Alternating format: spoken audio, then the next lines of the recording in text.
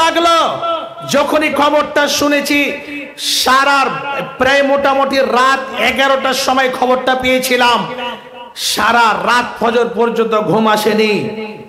আপনাদের এলাকাতে আমরা তো 4 দিনের ছেলে মোল্লা বাদরুদ্দোজা ফাইজি সাহেব কুট্টির হঠাৎ করে দুনিয়া ছেড়ে চলে গেলেন। শোনার পরে সারা রাত ঘুম আসেনি, মনে হচ্ছে আল্লাহু আকবার, এরই নাম হচ্ছে মত, এরই নাম হচ্ছে মত। না ফিরার দেশে যেতে হবে। কোন মায়ের বেটা দুনিয়াতে তৈরি হয়নি যে তার ওই সময়টাকে একটু আগে বাড়িয়ে কিছু সময়ের জন্য সময়টা নিতে পারে। যে এখনো দাড়ি চুল পেকে সাদা হয়ে গেল, কিন্তু এখন পর্যন্ত পশ্চিম চিনে না। মৌলা সাহেব বলে বলে খাসতে গেল, বলছে জি জি জি ধরবো ধরবো, মোটামুটি করে 2-3টে ছেলের বিয়ে শাদী দিয়ে দিই, তখন দাড়িটা ছাড়বো আর তারপরে তখন নামাজ ধরবো। এই নামাজ ধরবো ধরবো করতে করতে কোন দিন যে আল্লাহর হয়তো ডাক চলে আসবে, এটা সুযোগ পাবেন না, সেদিন আফসোস করে লাভ নাই।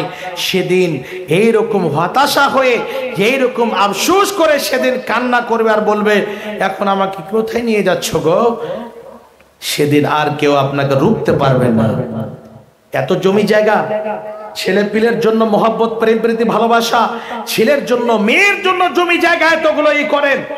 বাপজান, সব ছেড়ে খালি হাতে যেতে হবে। সেদিন কিছু আপনার সঙ্গী সাথী হয়ে যাবে না, সেদিন একাই খালি হাতে যেতে হবে।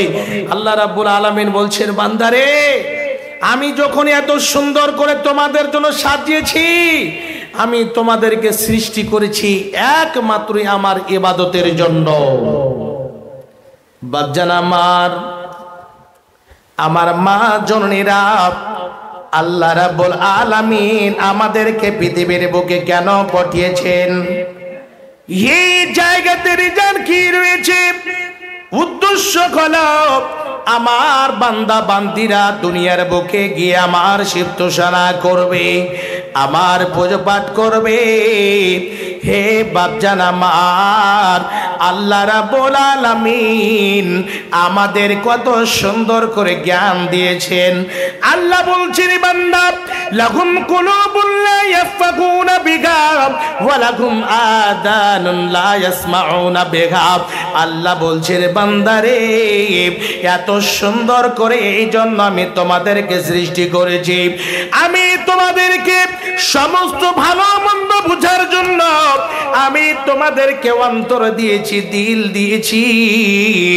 আবার দ্বিতীয় নম্বরে তোমাদের শোনার জন্য দুটো কর্ণ দিয়েছি, দেখার জন্য দুটো চক্ষু দিয়েছি। বান্দা এই চক্ষুর দ্বারা সুন্দরভাবে ভালো মন্দ জিনিসকে দেখে পার্থক্য করবে, শোনার পরে ভালো মন্দ জিনিসের মধ্যে পার্থক্য করবে, এবং শোনা এবং দেখার পরে অন্তরের মধ্যে তোমরা ভালো মন্দ বিবেচনা করবে।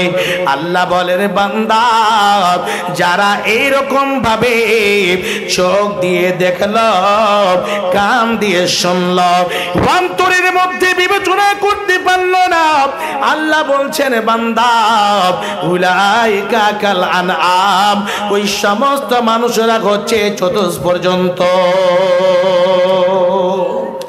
একটা গরু কিছুই বুঝতে পারে না, একটা গরু, একটা মহিষ, একটা ছাগল একটা ছোট্ট বাচ্চাকে বা একটা মানুষকে মেরে দিল।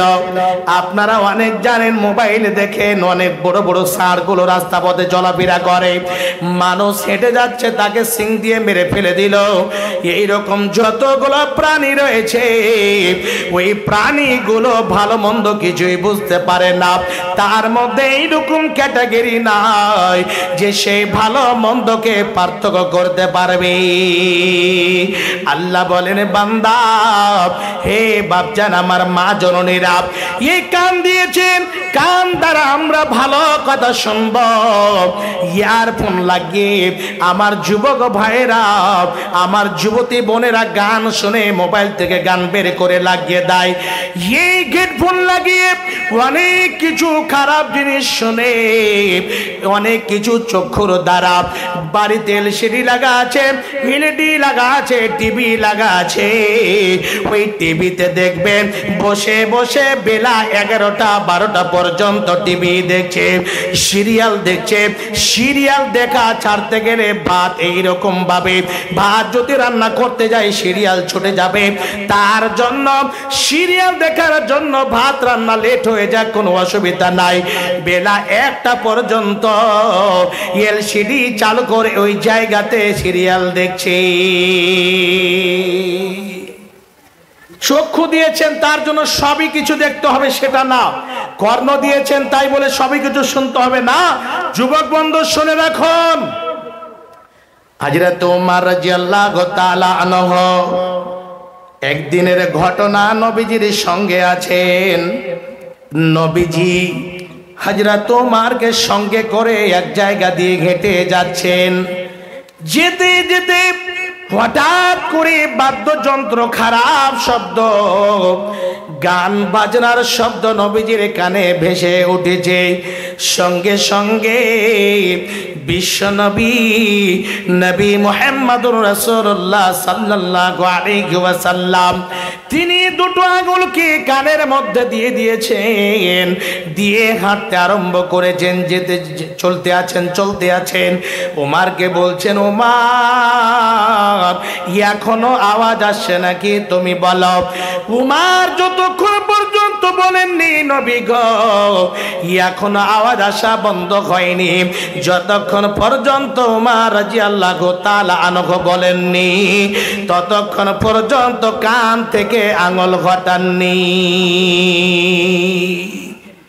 কান দিয়ে ভালো কথা শুনতে হবে, চোখ দিয়ে ভালো জিনিস দেখতে হবে। খারাপ জিনিস যদি সামনে আসে তাহলে তাকে একেবারে চক্ষুটাকে নিচন দিকে করে নিতে হবে, দ্বিতীয়বার সেই দিকে তাকাতে হবে না।